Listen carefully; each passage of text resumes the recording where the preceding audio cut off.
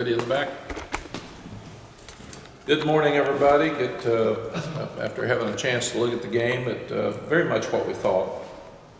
The game was really an even game, and we didn't score twice from the 1 yard line. You're not going to beat Clemson at Clemson. If you have those opportunities to be up 21-0, it changes the whole narrative of the game. It changes who they are. They have to get away from their running game and have to start throwing the ball a lot more. And we didn't. I was really surprised that we could run the ball for 248 yards. Against that great defense. I was equally as surprised that we were 4 for 14 on third downs and 2 for 5 on fourth downs and didn't throw the ball better, didn't protect better. I like the way we started the game. We did some really good things on defense, but to win the game, we had too many key penalties on defense. We didn't get a break, period, the whole game. We had to win the turnover ratio, and we didn't. And then obviously even the 2 at the 1 yard line cost us 14 points. And it was really more us. The Wiggins had an unbelievable effort to strip the ball at the 1 going in, so you have to give him credit for that. But it was a really physical game, and I like the way our guys fought, and they fought hard. They fought throughout the game and gave us a chance to win in the fourth quarter. Clemson's got probably the best players in the league. They've woken up. They're playing like they wanted to play early in the year. They've handled their turnovers, and the quarterback's playing much better. 2 running backs are really, really good, and they've got good skill outside. And they've got one of the best defenses in the country that's been advertised. We said they were 96-9 at home since Dabo's been there. 3 teams have beaten them since 2014 at home. So they have a great atmosphere there. It's a tremendous game day, and it's very hard to win. So I was really proud that our guys did the things they needed to do, and physically and mentally, we just made too many mistakes. We came into the game to be aggressive, and that's what we did. We went for 5 fourth downs, but you got to make them. And if we'd punted, we probably would have gotten beat anyway. So we felt like if we had to do it over again, we'd do the same thing. I think one of you asked why we called timeout when it was 2nd and 18. Drake's overcome 2nd and 18 a bunch. I mean, we scored a bunch of times in those situations, and we didn't call timeout the second time. So that was, again, our plan was to be aggressive. Somebody asked why we went for 2 in the third quarter. That's something everybody's asking now. Analytics is 100% that if you're down by 10 points, you should go for 2, because if your odds are making it, if you go twice and you'll win the game, if you go twice and make it. We're probably split on the staff. Some think you should kick it to keep the momentum going. If we'd made it, it wouldn't have been brought up. Things are always only brought up when you don't make them. And again, it wouldn't have mattered. But we'll look at that going forward. It's 100% that analytics think you should do it. Our rule before was you don't go for 2 till the fourth quarter unless you're way behind. I see it both ways. Again, we didn't make it. So if we'd made it, it wouldn't have been a discussion. It would have been how aggressive we were and how positive it was. So I've got that. It's really interesting when you look at people's attitudes after a win, after a loss. And positive people say, God, I like the way they were aggressive. They didn't go in there just trying to lose the game. And negative people say it was really stupid. So that's what you get. And I've been doing this a long time, so I can see it. Got off to a fast start. We had 198 yards first quarter, and really pleased with that. But again, we didn't execute. On third down, we had too many third and longs, and that really hurt us with 4 for 14 because we'd been so good on third downs. And again, fourth downs. I love the call at the 50-yard line where we showed the quarterback sneak and had the pitch, but we didn't block the 2 guys on the corner.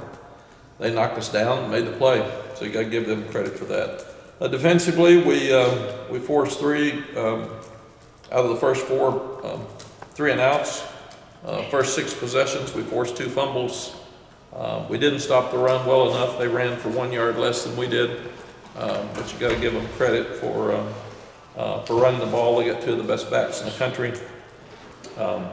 And then we gave up some explosives. I think we had 11, they had 10. But the penalties again hurt us. There was a fourth down that we jump off sides, which you can't do with long count. The said grade penalty to roughing the passer killed us. We go in halftime even, and that was a huge momentum swing. And then the replay to see if he was in, and right before the half, we didn't get a break. We didn't get one break all day, and you need breaks if you're going to go to Clemson and win.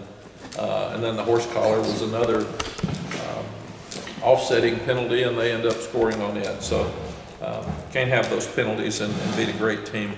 The kicking game was pretty well done throughout the day. We punted the ball 3 times inside the 20, twice inside the 10, once at the 2. So we had good field position most of the day. So proud of Tom, and Drew Little ended up getting that ball at the 2, and Doc Chapman forced some fair catches and got the block in the back, so he did a good job with his coverage. Liam Boyd had a lot of pressure on him with Clemson not putting him on scholarship. He transferred as a walk-on here and going back there, and he kicked every ball back into the end zone on kickoff, so he did a tremendous job, and Noah made his kicks. Seth Gray made a tremendous play on the 4th and 2 with the fake punt, knocking the ball loose, so really proud for him. 2 really emotional physical games. A lot of guys banged up, as Jeremy said. We'll just have to kind of monitor this week and see who can play and who can't play. We've got another rival game for 3 in a row. NC State's playing really, really well. I am a Brennan Armstrong fan. He threw for 500 yards over here 2 years ago. He's tough as nails. He comes out and isn't playing. He's got a great attitude, and he plays some after Morris becomes a starter, and now he comes back and he's playing better than ever. He played great on Saturday afternoon, rushing for 116 yards, and rushing for 2 touchdowns, and throwing for 2 touchdowns. So I'm a big fan. They always play good defense. They're good in the kicking game. It's senior night, and we'll have another tremendous crowd over there. So got our hands full going to NC State this weekend. Questions?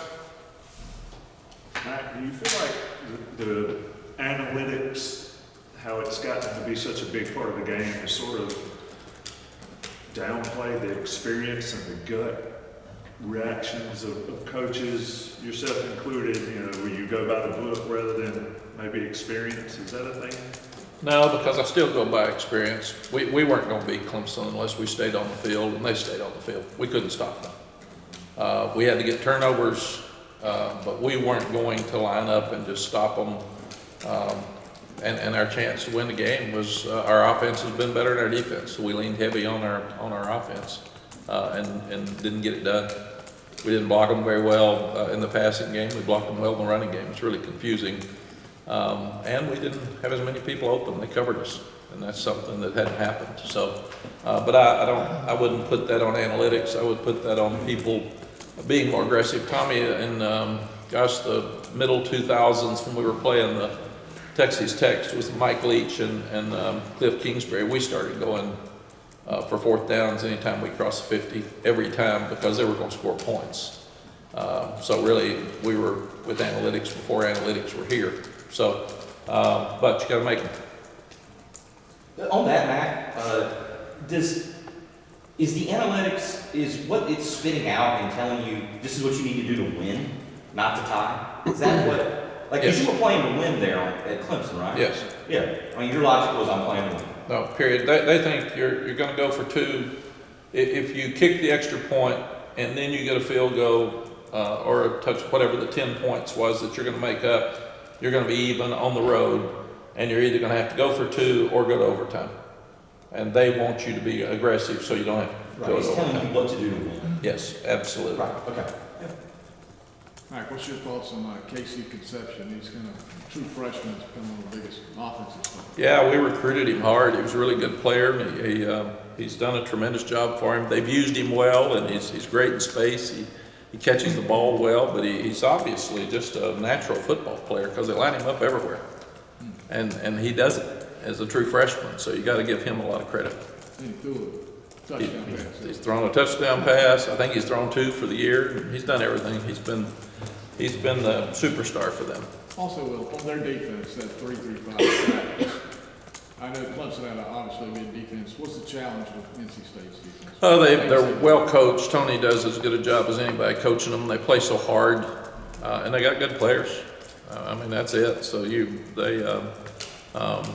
we had trouble with them last year, and that'll be another fit for us this weekend because they'll enjoy watching Clemson slow down our passing attack.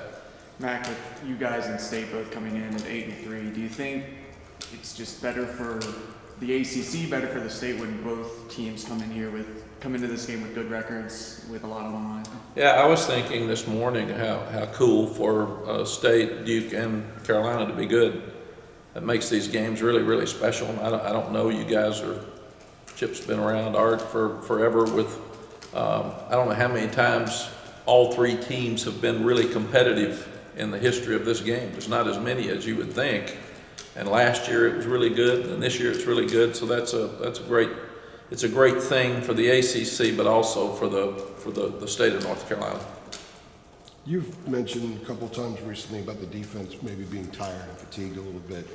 Outside of the middle with linebacker, there is a decent amount of subbing going on. Are you concerned about the conditioning, or is it something else that is fatiguing them? I know that Clemson ran a ton of plays, but still. Yeah, we actually played better in the fourth quarter against Clemson than we had. So. Well, but you've mentioned the fatigue factor a few times. I'm just kind of curious where that comes from and how you deal with that. It came from Georgia Tech, where we played awful in the fourth quarter and we looked tired against tempo. To me, I mean, since then we've played pretty good. Duke, we were okay in the fourth quarter. We don't have depth at corner and we don't have depth at linebacker. Those are the two that have to stay out on the field. We've got some guys banged up front, so that's been tough. But I think, again, I don't know why we haven't played well in the fourth quarter, and like you all, we're trying to figure it out. You can have opinions, I gotta make decisions. Yeah, no doubt. And decisions are harder. I sat in your seat. It's a whole lot easier to have opinions than it is make decisions. But we have to process the decisions. Yeah, you really don't. You don't get fired for losing. I sat there. Yeah, no, like I said, I've sat in your seat, so not many head coaches can sit here and say, I've done what you do, but I have. And when I went home on Sunday night after a loss, I usually got my head, slept good, and I was good. Said, did I say anything stupid during the broadcast? Probably a couple of things, but nobody really cares. They didn't hear it, so that's all right. I'm just worried about my Twitter typos. Yeah. There's a lot of them. There was a coach that got fired in the ACC over the weekend. I know you and Dino have been pretty. Yeah, Dino's a really good friend. I texted him last night, and I hate seeing coaches get fired. And it's I know coaches make a lot of money, and I know we're in the entertainment business, and if we're not living up to the entertainment, we get fired. And he's done everything right. He's got a hard job, and he loves his kids, and they love him, and they play hard for him. And I've known him for 30 years, and it's one of the really disappointing things this time of the year to see people getting fired. And we're more like the NFL. There's a coach fired in his first year. This year, I'd never seen that before. So it's just here, it's real. People are not satisfied very long. And if you have a loss, everybody wants to fire the coach. And if not the head coach, the assistants, and then the head coach. But I hate it for Dino, and his boss was my boss at ESPN, so I like him too. So it makes it tough. But I got it. These are hard decisions for people, and the business is harder than it's ever been. It's just there's less patience. There's more talk because of our lives. Social media in our lives have given people a voice. And when you can have a voice without your name, that's an anonymous voice is even more aggressive. And I know Dino's children. I know his wife. I know the staff. I know those people are trying to figure out what they're going to do to eat. And it's not Dino will be fine. I'll be fine if I got fired. But there's a lot of people in this building. There's 73 people in this building that would have to find a job. And most of them don't have contracts past 2 weeks. So when people aggressively want somebody fired, they're talking about firing buildings. And it changes a whole lot of things. And then when somebody's fired, then all your players have 30 days to transfer. So you could lose your whole team now. I mean, it's different than it's ever been. And I do think that's the reason that athletics directors and universities are firing coaches sooner, because they like to get a coach in before all the players can transfer. Because it's you can lose a whole team, especially key players, because everybody's trying to poach them anyway. So if there's no coach for 3 weeks, it used to be everybody'd sit and wait on who the new coach is and get excited. Now you lose players. So it's a different time. We have some of the guys the night after the game about some of the stated goals are no longer in play now. And you pitched the 9 isn't enough. You still have a chance to go beyond 9. Do you talk about that all this week, or is it just remind them that there's a lot more out there, even though some of the goals are not attainable? There's a lot more out there, or is it just straight on NC State? Yeah, other than 2 people per league, they don't have any goals anymore. I mean, that's what you got. You got 2 that win, have a chance to win the league, and the rest of us are not across the country. So, rival games are like a whole season. It's something that heroes are made in. It's something you'll remember for the rest of your life. So nothing matters this week except focusing on this game. It's a great rival. The 2 teams are even over the last 5 years, 4 years, and both teams are good. So and it'll be a tremendous atmosphere. Again, national TV game at night. When I got here, everybody's griping we played at noon all the time. Everybody's wanting to play at noon now. It's been really interesting to see be careful what you wish It for. always swings the other way. Yeah. 2 really good quarterbacks that are experienced, that have played in this league for a while. So I'm excited about the week and the game. But to stay on that, you're still positioned to get that 10th win, to Yeah. exceed that. And, Yeah, we and haven't given had- the fact it's only happened 7 times in this program's history, Yeah. that's pretty significant. Yes, no, it absolutely is, and the kids would know it. We were really disappointed because we felt like we had a chance to win. We know, you look at numbers, not many people beat Clemson at Clemson, and they were playing really well. So we knew we had to play near perfect to win, and we didn't. Fought hard. God, I like the way they fought. I like the way they didn't quit. I like the way they were confident.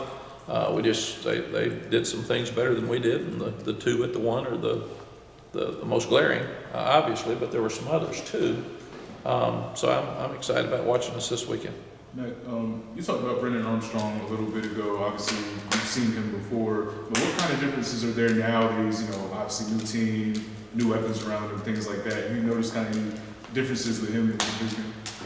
Jeremiah, I like his toughness. He was an old linebacker in high school, they said, and Bronco Mendenhall recruited him, and Bronco did an amazing job of finding guys the rest of us didn't see.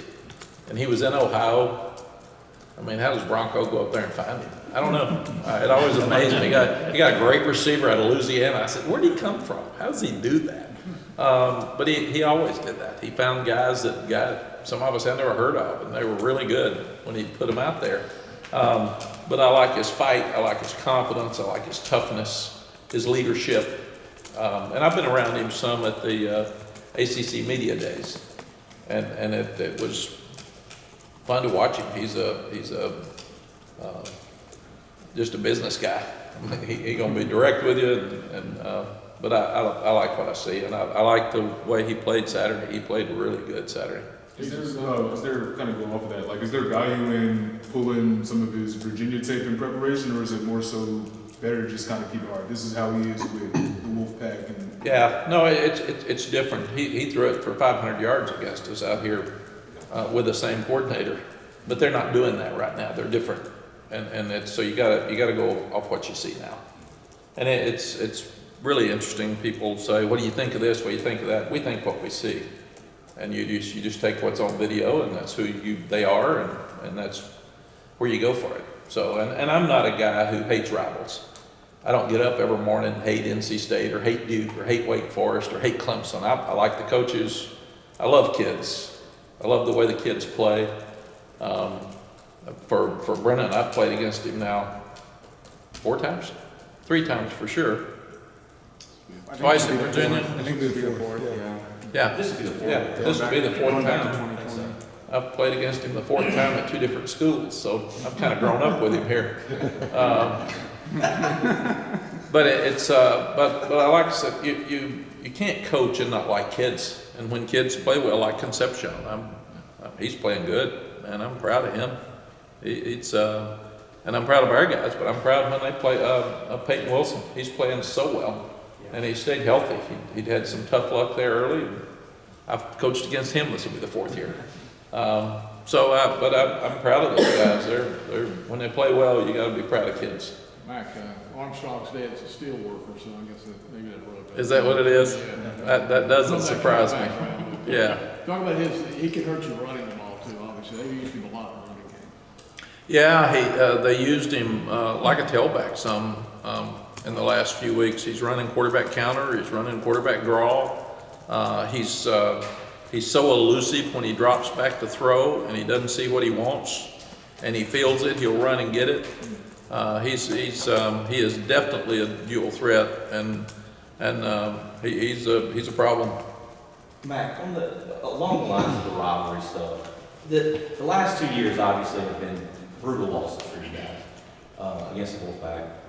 The one 2 years ago in Raleigh, I mean, that one still sticks out to me.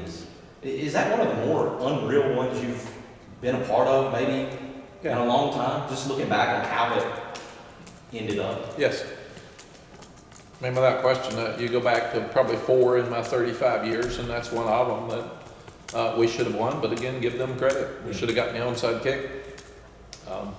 We shouldn't have run out on the field. We were undisciplined and immature. We ran out on the field when we kicked field goal to go up with 1:56 seconds left in the celebration. Gave them the ball in a lot better field position. It doesn't matter now because it was gone. They tackled one of our guys going back to hit the quarterback as he threw the touchdown pass, and it wasn't called. I think I can gripe about it now. Statute of limitations. Yeah, Go for it. statute of limitations. Balls over the head, Yeah, you know, Yeah. you can't get beat. Yeah. no, so we just didn't finish well. And then last year, Storm Duck falls down on the 3rd play of the game. They get an easy touchdown. They intercept the ball at the 20 late in the game when somebody hits Drake. So we missed a field goal in overtime. So those have been great games. So we got to figure out a way to finish them different. You mentioned how Drake, when he has a bad practice or a few bad throws, that kind of seems to really feel his fire a little bit more. How about coming off this game at Clemson where He'll be driven to play better on Saturday because we didn't give him enough time. We protected really well, and we didn't protect as well on Saturday. He was under duress, and they hit him some when he was throwing it. They were 2 of 4 on 4th downs, and we were 2 of 4 except for the 4th and 20 at the end of the game. So really, it's about even on the 4th down. So, but I didn't think we clicked in our passing game like we have been all year, and you got to give Clemson credit for that. Mack, I know you've mentioned that you're not a fan of playing at Clemson, at NC State back-to-back, but do you think that going into that environment in Death Valley this past weekend is good preparation for the environment that you'll see in Raleigh this weekend? I would think so, Michael. Those are both very good environments. I told the guys that. You've been there, done that, so get ready again. It'll be the same thing. Get 2 senior nights back-to-back with 2 of your rivals on the road. Thank you, ACC. Appreciate it. Mack, Art. you had a chance to take the Clemson crowd out of the game on Saturday night. I guess that's essential how you start the game, but the momentum is with State, it's not with you. So is starting the game right even more important this year, this week? I think it's always important, Art. And we wouldn't have taken Clemson's crowd out of it. We would have quietened them a little early, but they would have fought back. Well, 21-0. Yeah, 21-0 would have been better than 7-0. There's no question.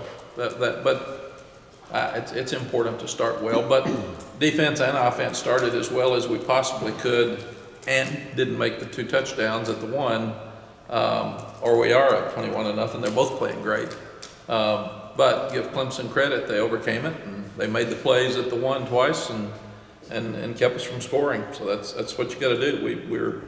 We've made a tremendous amount of progress from when we got here to where we are now with our talent level versus Clemson. First year we played them, they were flat as could be and fumbled a few times and gave us a chance to win. It's interesting, in the championship game, they rushed for 68 yards and we rushed for 113. And then Saturday we rushed for 248 and they rushed for 247. But the quarterbacks played a lot better. But this is the same Clemson team. It's just a team that turned it over on the road and they played great at home. If they don't miss the field goal, they beat Florida State. And we're probably having a different conversation about championship game. Different. Is it too much game pressure for the team that thinks it's going to win, is supposed to win late in the game and they're not doing that?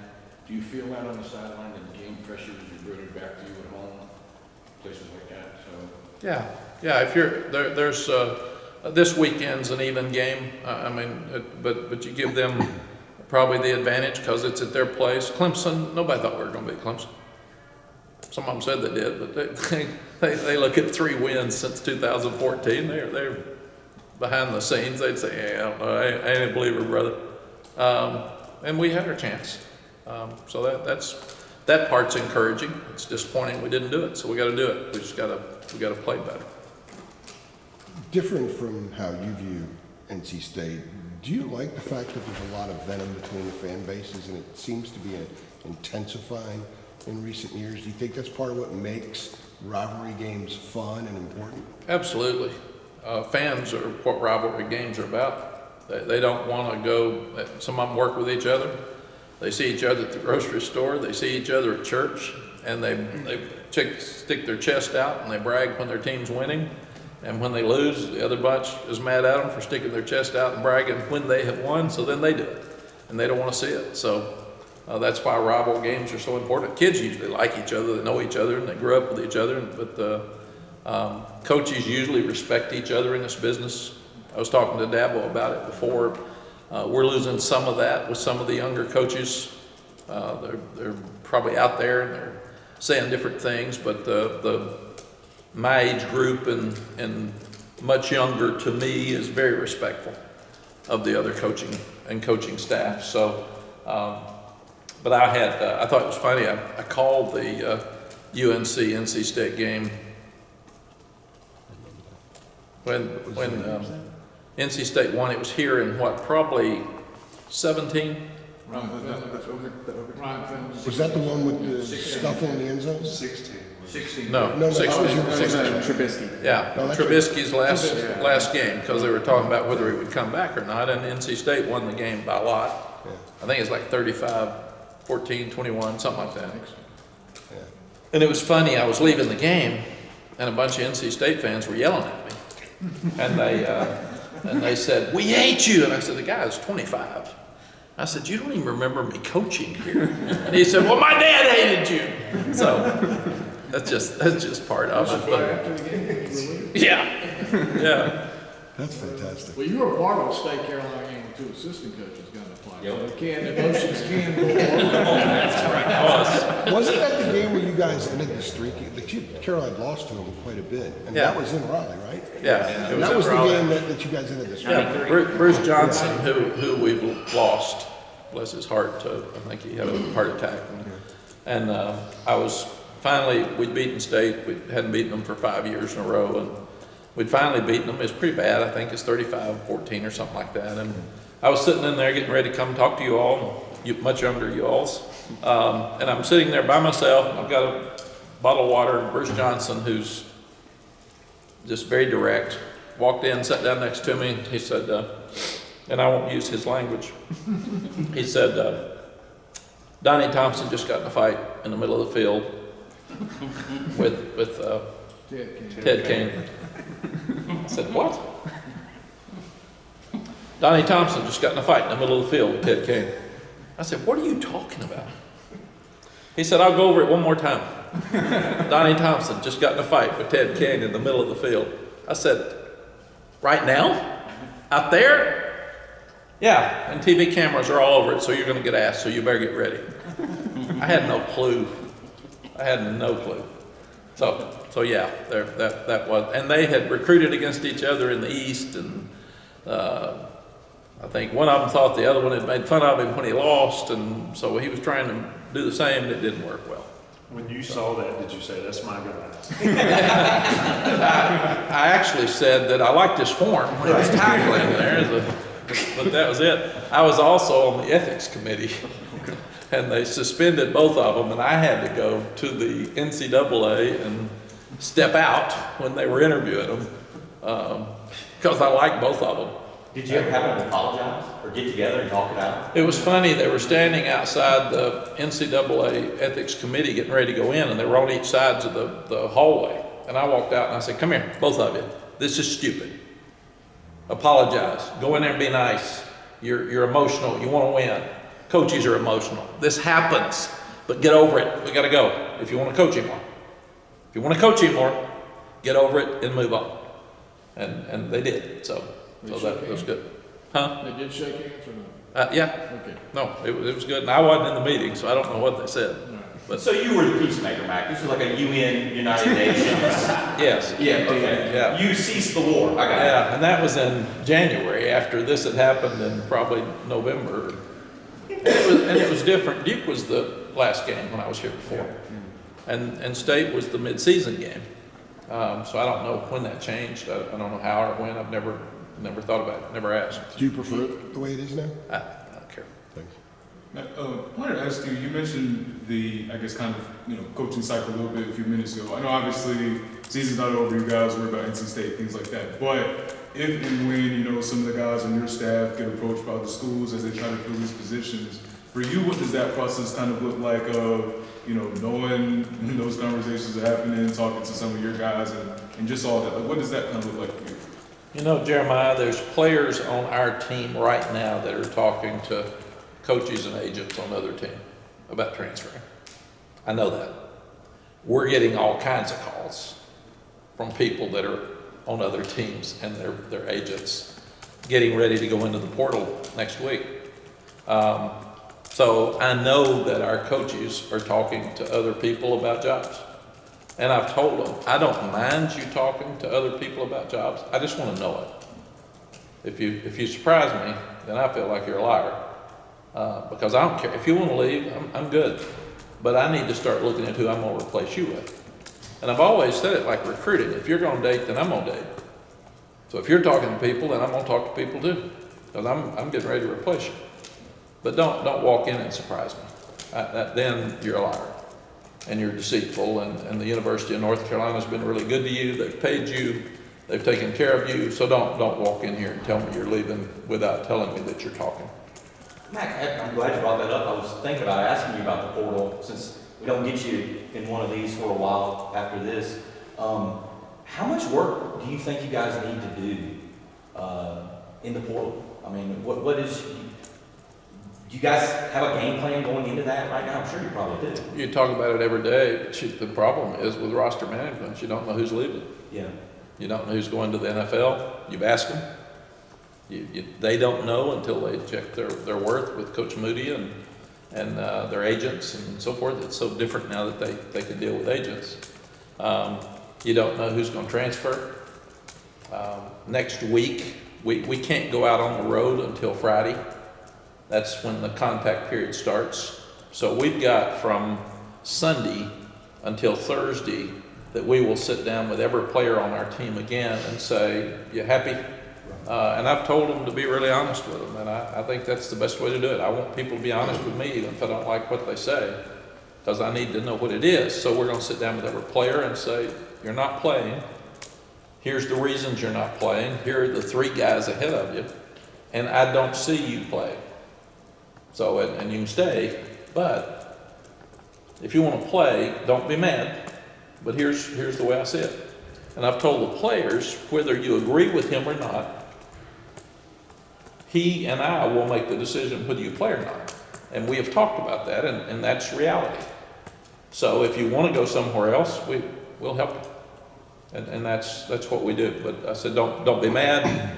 I don't need parents calling, screaming about you not playing it. It's facts.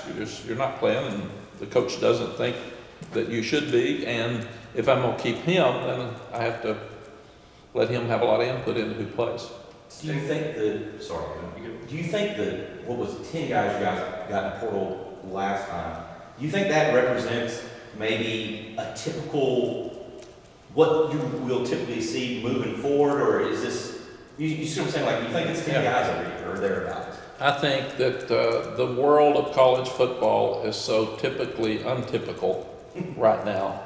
There's nothing that is the same as it was 2 years ago. If you look at it, coaches that are in trouble and that are fighting for their job and may get fired next year, why would they go sign high school players? Go get an older one that you know that's experienced instead of, why would Dino's, all his high school guys last year didn't help him? So that's where people are different right now. You're looking at, and because of roster management, we're sitting there this morning, we don't even know how many 25s we can offer because we don't know who we're going to get in the portal. We do it right, we don't tamper it, so we don't know who's going to be in the portal. We know needs that we have and people that positions we think that we should look at.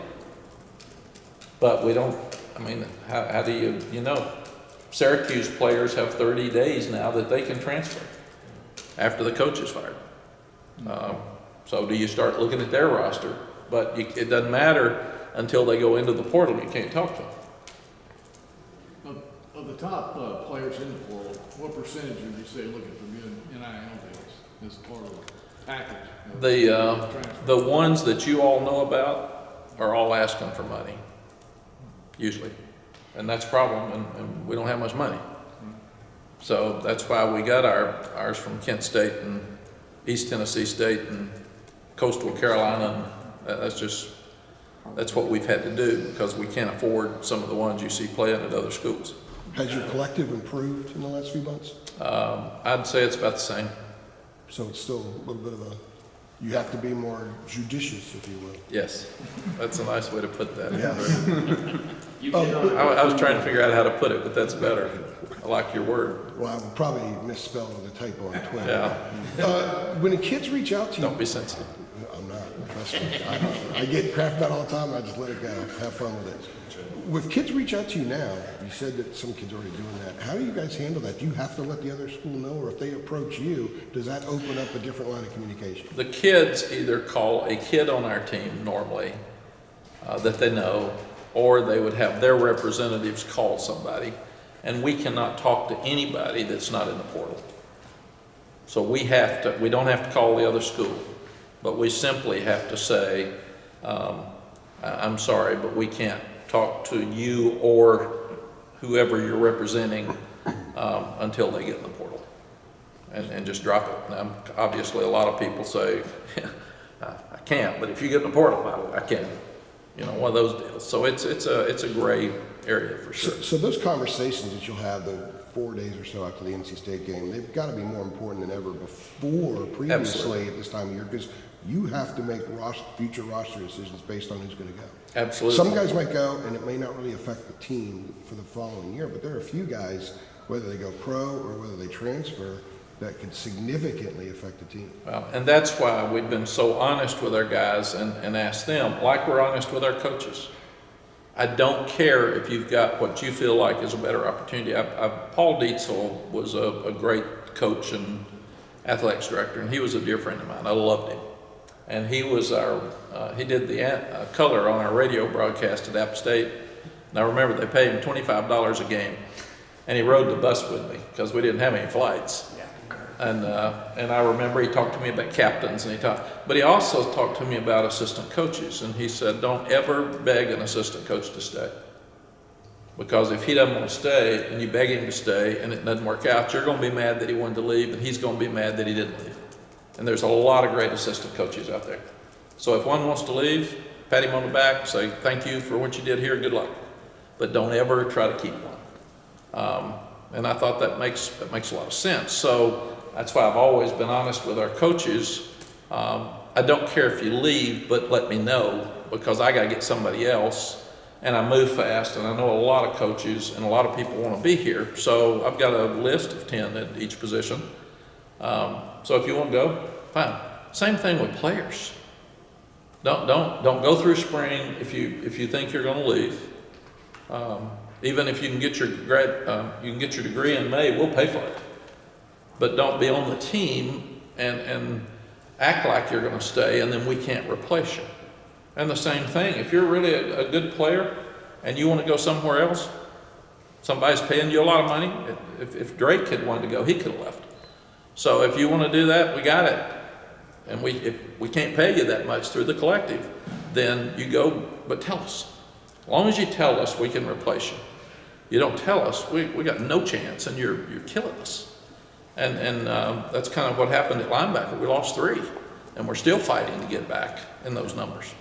I guess What was the reason? if I can ask one quick follow on that, since we're not going to get you for a conversation like this next week, your analysts, do you expect either one of them to be back next year? And how soon would you need to know from them?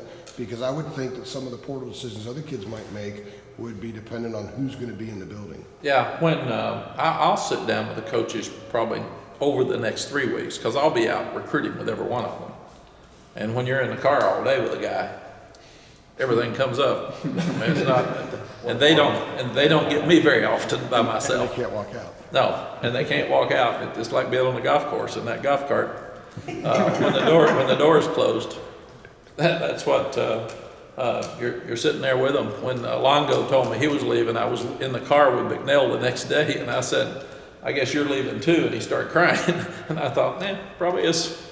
I think that was it. So, but just tell us. That's all we want. So I'll be doing the same. I'll sit down with Ted and I'll sit down with Clyde. They've been wonderful. But it's frustrating for them when they can't coach. So is that rule going to change in January? That's the other question. You said it's up in January. Isn't it a no-brainer? Oh, absolutely. They told us last year it was going to be passed, so I can't even imagine why it not only was not passed, it was taken off the table, but that needs to pass. I think you originally thought it might be passed in April. Right? Yeah, no, we thought so, and then we thought in the summer, and it just somehow got off track with the process they have. So hopefully they'll get it. Art? What was the reasoning to put out a statement to say that you're not retiring? I mean, you've told us a million times that you're not retiring. What was I didn't put out a statement, Jeremy did. What was the reason? 24/7 Sports put out an article that made it sound like Adam and Andrew felt like they needed a comment. Yeah. Can you say that again so we get that on tape? No. I'm sitting there on Thursday night in a meeting before Clemson, and these guys are texting me saying, "Are you quitting?" And I thought, if I was going to quit, I wouldn't go to Clemson. I'd be in the mountains. But it was a slow Thursday. But I gave them something to do. Mac, to be clear, it was just, do you have 5 minutes to talk? It wasn't about you quitting. That's what it was. But that's what it was. Yeah. All right. I was going to say, to be clear, it was unclear. That's just us doing due diligence. That's Yeah, all. no, I got it. All I right. got it. Thank you. Got it? Thank you, folks. Thanks, Mac. Thanks, Mac.